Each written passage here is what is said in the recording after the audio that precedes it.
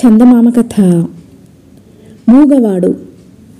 బ్రహ్మదత్తుడు కాశీరాజ్యాన్ని పరిపాలిస్తున్న కాలంలో మద్రదేశపు రాజు కూతురు చంద్రాదేవి ఆయనకు పట్టపురాణిగా ఉండేది. ఎంతకాలం గడిచినా ఆమెకు సంతానం కలగలేదు. యువరాజు లేనందున ప్రజలు విచారించి రాజు వద్దకు వెళ్ళి పిల్లలు కలగటానికి ఏవైనా వ్రతాలు చేయమన్నారు.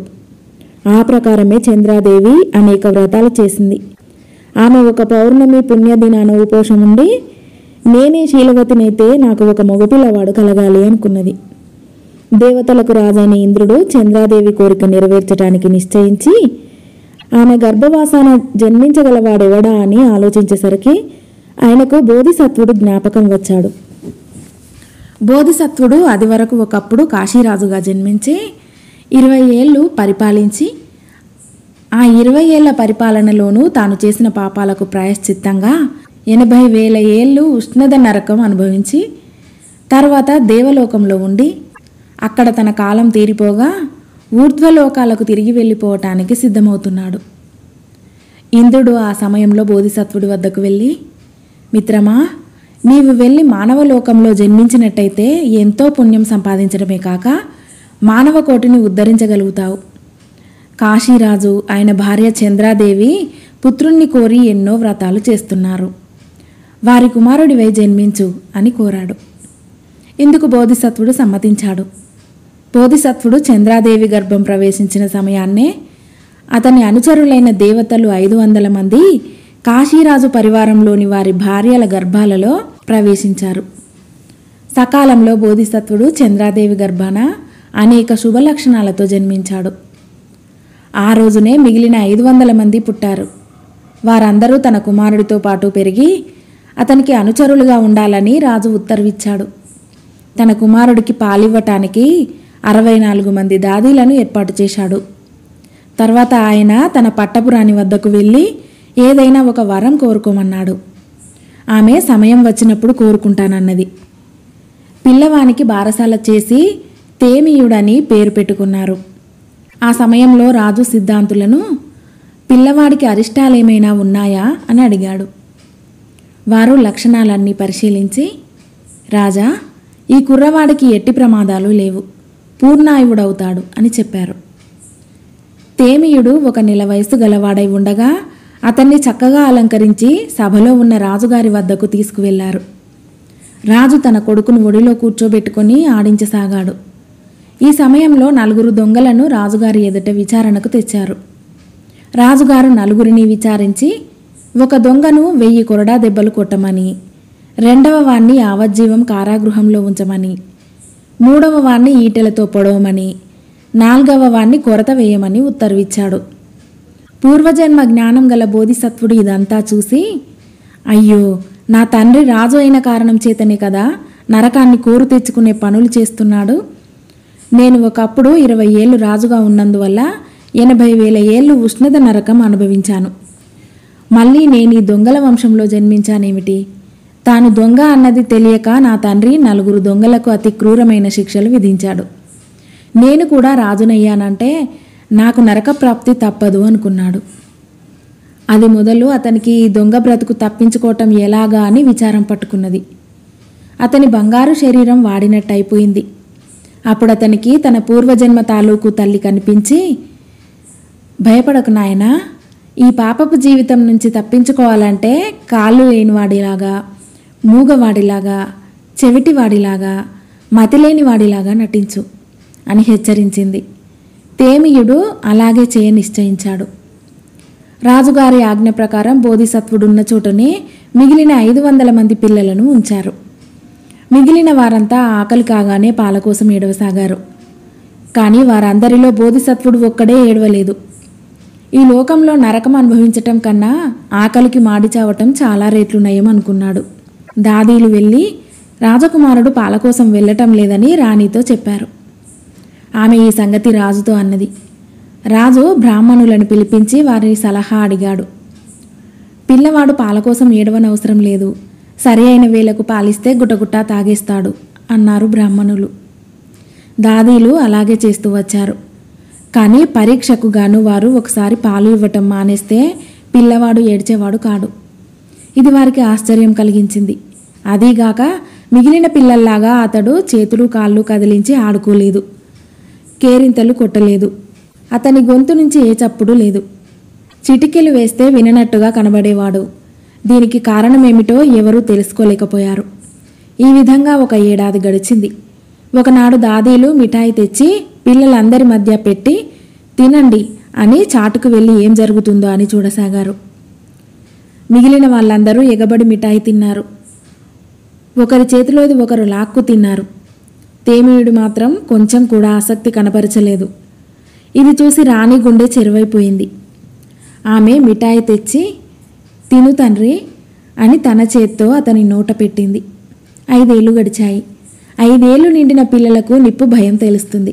నిప్పు చూసి తేమియుడు భయపడతాడేమో చూస్తామని రాజుగారు పిల్లల కోసం ఒక పెద్ద పాక వేయించి దానిపైన తాటాకులు వేయించారు. అందులో పిల్లలందరినీ ఉంచారు. తర్వాత ఆ పాకకు నిప్పు అంటించారు. నిప్పు చూడగానే మిగిలిన 500 మంది పిల్లలు భయపడి పారిపోయారు. తేమియుడు మాత్రం నరకంలో మగ్గటం కన్నా ఈ మంటలలో చావటమే నయం అనుకొని నిర్లిప్తుడుగా ఉండిపోయాడు. మంటలు అతని దాకా వచ్చే సమయానికి అతన్ని ఎవరో ఎత్తుకొని యువతలికి రావలసి వచ్చింది. తేమియుడు 7 ఏళ్లవాడయ్యాడు. కొన్ని తాచుపాములకు కూరలు పీకేసి మూతులు కుట్టి పిల్లలందరూ ఉన్న చోట వదిలారు. మిగిలిన పిల్లలందరూ బెదిరి పారిపోయారు. కానీ తేమియుడు కూర్చున్న చోటి నుంచి కదలలేదు. పాములు అతని శరీరం నిండా పాకాయి. అతని నెత్తిన పడగలు విప్పి పట్టాయి. అయినా అతడు చలించలేదు. అతని కాళ్లలో ఏ లోపము లేదు. చెవులు, నోరు కూడా ఉండవలసినట్టుగానే ఉన్నాయి. అతను ఎందుకు కదలడో, ఎందుకు మాట్లాడడో, ఎందుకు వినడో ఎవరూ ఊహించలేకపోయారు. పిల్లల వినోదం కోసం నాటకాలాడారు. వినోదం చూసి మిగిలిన వాళ్ళందరూ నవ్వారు, కానీ తేమియుడు నవ్వలేదు. ఒకడు కత్తితో నృత్యం చేస్తూ ఏడి ఆ రాజకుమారుడు, వాణ్ణి శిరశ్ఛేదం చేస్తాను అంటూ కత్తి చాచి తేమియుడి మీదికి భయంకరంగా వచ్చాడు. మిగిలిన పిల్లలు కెవ్వున అరిచి పారిపోయారు. కానీ తేమియుడు కాస్త కూడా చలించలేదు. నృత్యగాడు తన నటన చాలించి అక్కడి నుంచి వెళ్ళిపోయాడు. ఈ విధంగా అతనిలో చైతన్యం కలిగించటానికి ఎన్నో చేశారు. అతని చుట్టూ అకస్మాత్తుగా శంఖాలు ఊదారు. అదే పనిగా డప్పులు వాయించారు. అతని శరీరానికి బెల్లపు నీరు పట్టించి మీద ఈగలు వాలి బాధ పెట్టేటట్టు చేశారు. అనేక రోజుల పాటు పళ్ళు తోమక, నీళ్లు పోయక ఉంచారు. అతని శరీరం నుంచి దుర్గంధం పుట్టింది. అప్పుడు అందరూ అతన్ని హేళన చేస్తూ, ఏమిటిది, లేచి వెళ్ళి నీళ్లు పోసుకోరాదా, శుభ్రంగా ఉండాలన్న జ్ఞానం కూడా లేదు అన్నారు.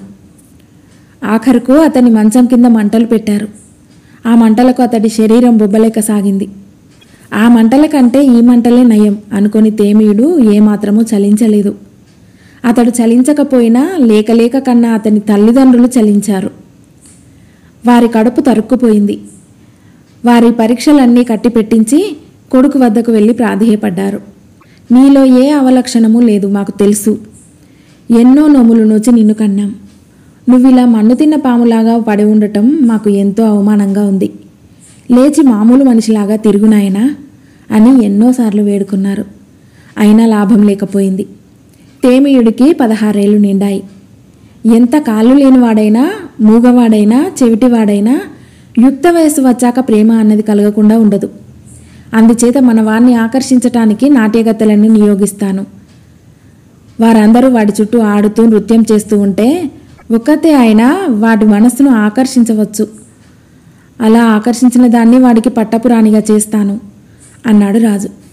తేమియుడికి పన్నీట స్నానం చేయించి మంచి బట్టలు ధరింపజేసి ఇంద్రభవనం లాంటి భవనంలో హంసతూలికా తల్పం మీద పడుకోబెట్టారు.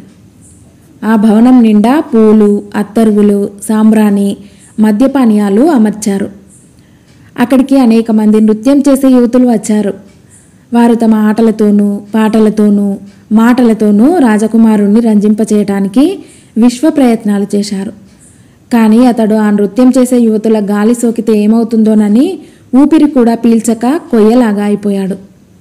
చివరకు ఆ యువతులు ప్రాణం విసిగి రాజుగారి వద్దకు వెళ్ళి, మీ కుమారుడు మనిషి కాడు, రాక్షసి అయి ఉండాలి. మేము నాట్యం చేస్తూ దగ్గరికి పోతే నిలువునా కొయ్యబారిపోయాడు అని చెప్పారు. ఈ విధంగా 16 ఏళ్ల పాటు సాగించిన ప్రతి పరీక్ష బూడిదలో పోసిన పన్నీరైపోయింది. తేమియుడి రహస్యం ఏమిటో ఎవరికీ తెలియలేదు. రాజుగారు వైద్యులను పిలిపించి, నాకు కుమారుడు కలిగినప్పుడు అతనిలో అనేక శుభలక్షణాలున్నాయని, అరిష్టాలేమీ రావని మీరు చెప్పారు. నా కొడుకు అవిటివాడు, పుట్టు చెవిటి, పుట్టు మూగ. మీ మాటలో అక్షరాలా అబద్ధమయ్యాయి. దీనికేమంటారు అని అడిగాడు. మహారాజా, మీరు ఎన్నో వ్రతాలు చేసి లేక కొడుకును కని ఆనందంలో ఉన్న సమయంలో ఆ కొడుకు అదృష్టహీనుడని చెప్పటానికి మాకు నోరు రాలేదు. అందుచేత అబద్ధం చెప్పాం అన్నారు దైవజ్ఞులు. అయితే ఇప్పుడు ఏం చేయాలి అన్నాడు రాజు. అయ్యా, ఈ కుర్రవాడు జీవించి ఉండటం వల్ల మీకు, మీ రాజ్యానికి, మహారాణి గారికి ఆపద తప్పదు. అందుచేత అశుభప్రదమైన తేరుకు అశుభ లక్షణాలు గల గుర్రాలను కట్టి అందులో ఈ కుర్రవాన్ని పెట్టి పడమటి ద్వారం గుండా శ్మశానానికి తీసుకుపోయి అక్కడ పాతి పెట్టించండి అన్నారు దైవజ్ఞులు. అపాయాలకు విరిచి రాజు అలాగే చేయించమన్నాడు. ఈ సంగతి విని చంద్రాదేవి రాజు వద్దకు వెళ్ళి, మహారాజా, నాకొక వరం ఇస్తానని వెనుక వాగ్దానం చేశారు. ఇప్పుడు ఆ వరం ఇవ్వండి అన్నది. రాజు సరేనన్నాడు. అయితే నా కొడుకుకు రాజ్యాభిషేకం చేయండి అన్నది రాణి. అది సాధ్యమయ్యే పని కాదు. నీ కొడుకు అరిష్టజాతకుడు అన్నాడు రాజు. యావజ్జీవం కాకపోయినా 7 ఏళ్లపాటు రాజ్యం చేయనివ్వండి అన్నది రాణి. రాజు వల్ల కాదన్నాడు. ఆఖరుకు 7 రోజుల పాటు రాజును చేయటానికి ఒప్పుకున్నాడు. చంద్రాదేవి వెంటనే తన కుమారుడికి తగిన వస్త్రాభరణాలు తొడిగించి నగరమంతా అలంకరించి ఆ రోజు నుంచి తేమియ మహారాజు పరిపాలన ఆరంభమవుతున్నదని చాటింపు వేయించారు. ఆ రాత్రి యావత్తు చంద్రాదేవి తన కొడుకు దగ్గర కూర్చొని, నాయనా, నీకోసం 16 ఏళ్ల పాటు నేను కన్ను మూయలేదు. ఏడ్చి నా కళ్ళు కాయలు కాశాయి. నువ్వు అవిటివాడివి కావు, నాకు తెలుసు. నా కోసమైనా లేచి తిరుగు నాయనా అని ఎంతో బతిమాలింది. కానీ తేమియుడిలో చైతన్యం లేదు. ఈ విధంగా 6 రోజులు గడిచాయి. రోజు తన సారథి అయిన సునందుని పిలిచి, రేపు లోపల అశుభప్రదమైన రథానికి అశుభ లక్షణాలు గల గుర్రాలను పూంచి సిద్ధం చెయ్యి. తర్వాత తేమియుణ్ణి అందులో పెట్టుకొని పడమటి ద్వారం గుండా శ్మశానానికి తీసుకుపో. అక్కడ నలచెదరంగా ఒక గొయ్యి తవ్వి అందులో తేమియుణ్ణి పడవేసి పూడ్చి స్నానం చేసి తిరిగిరా అని ఆజ్ఞాపించాడు. ఆఖరు రాత్రి చంద్రాదేవి తన కొడుకు మీద పడి ఏడుస్తూ, రాజుగారు నీ మరణానికి ఉత్తర్విచ్చారు. నీ ఆయువు రేపటితో మూడింది తండ్రి అని ఏడ్చింది. ఈ మాట వినగానే బోధిసత్వుడికి పరమానందమైంది. 16 ఏళ్లు నేను చేసిన కృషి ఫలించబోతున్నది గదా అనుకున్నాడు. తన తల్లి గుండె పగిలి ఏడుస్తున్నదని తెలిసి కూడా ఆమెను ఊరడించటానికైనా అతడు నోరు విప్పలేదు.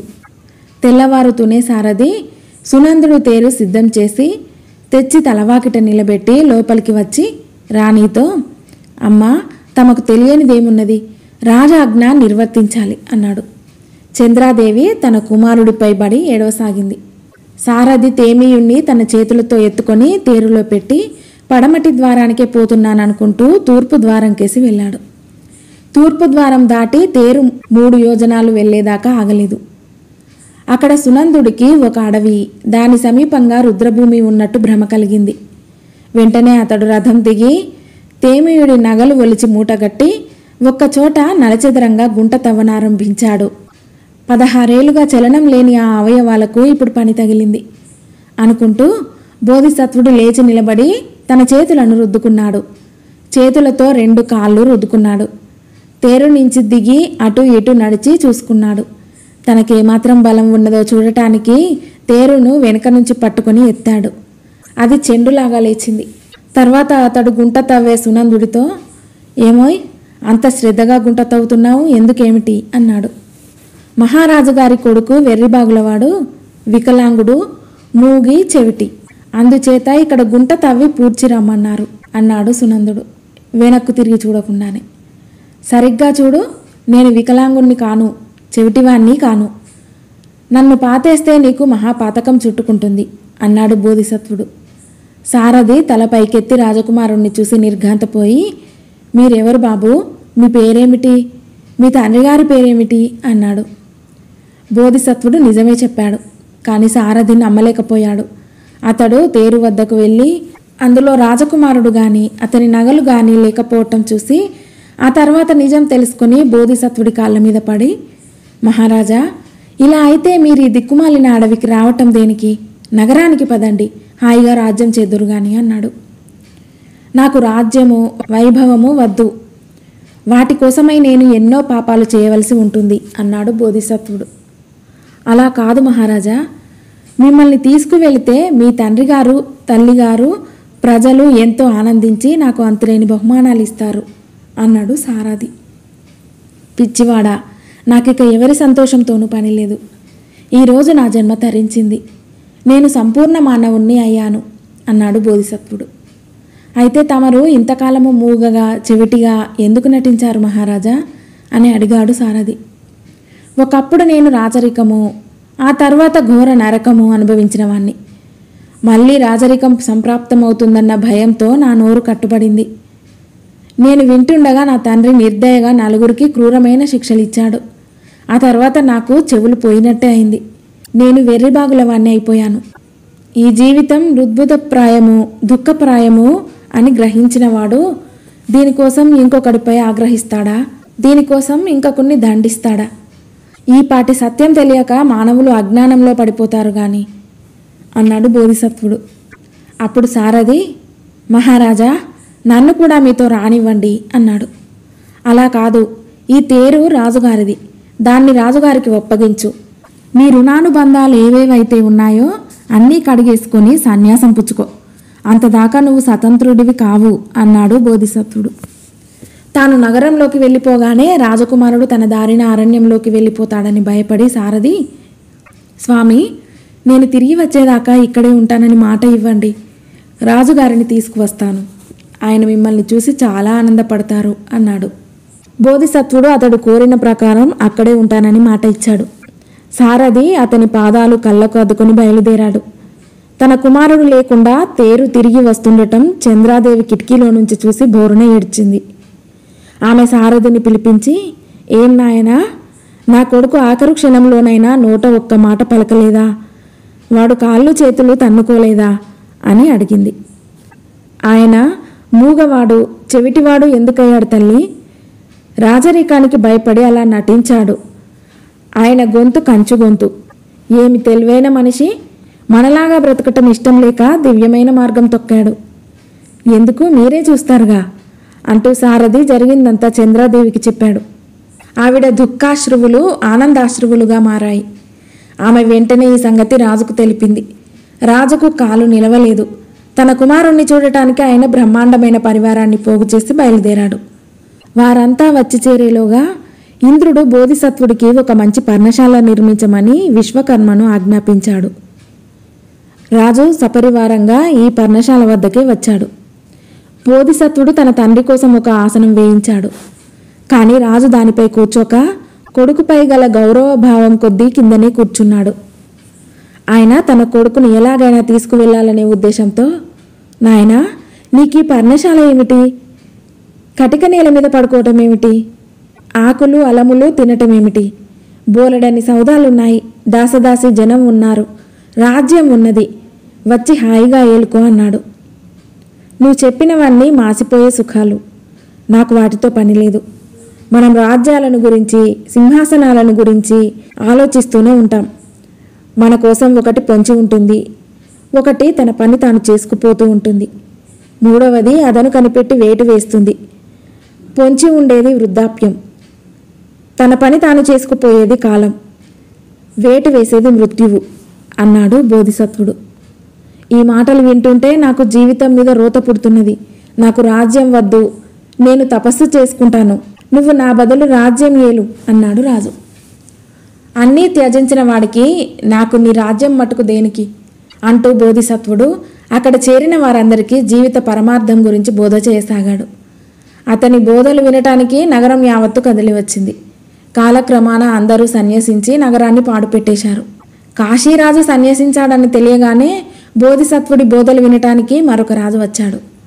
ఆయన వెంట ప్రజలు కూడా వచ్చారు. ఈ విధంగా 3 రాజ్యాలు పాడుపడిపోయాయి. ఆ రాజ్యాలలో ఉన్న జంతువులన్నీ వన్యమృగాలుగా మారాయి. అక్కడి నగరాలలోని సంపదకు మట్టికున్న విలువ కూడా లేకుండా పోయింది. కథ సమాప్తం.